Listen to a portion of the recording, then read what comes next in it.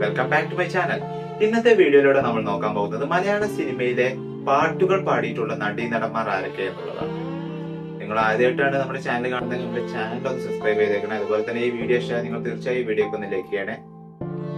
അജു വർഗീസ് ഗുരുവായൂർ അമ്പലനടയിൽ, ജയസൂര്യ അമർ അക്ബർ അന്തോണി, ശ്രീനാഥ് ബാസി ഭീഷ്മപർവം,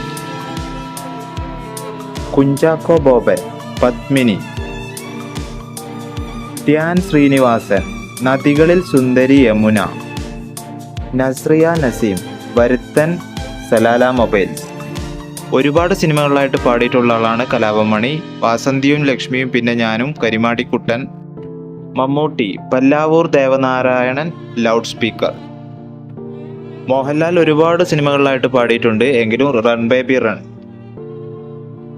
പൃഥ്വിരാജ് ഒരുപാട് സിനിമകളിലായിട്ട് പാടിയിട്ടുണ്ട്, എങ്കിലും പുതിയ മുഖം.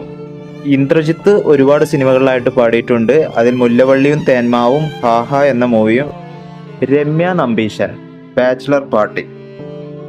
മമത മോഹൻദാസ് ഒരുപാട് പാട്ടുകൾ പാടിയിട്ടുള്ള ഒരു ഗായികയാണ്. വില്ല് 2009. 60ഓളം പാട്ടുകൾ പാടിയിട്ടുള്ള ആളാണ് വിനീത് ശ്രീനിവാസൻ, എങ്കിലും തട്ടത്തിൻ മറയത്ത്. Dulquer Salmaan, ABCD, Charlie.